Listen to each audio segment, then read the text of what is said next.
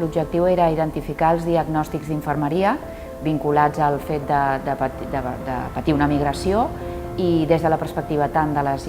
professionals de la infermeria com dels propis immigrants. I finalment el que culmina amb la proposta d'un nou diagnòstic d'infermeria que es diu risc de transició migratòria complicada, que el que pretén és identificar clarament quins són els factors de risc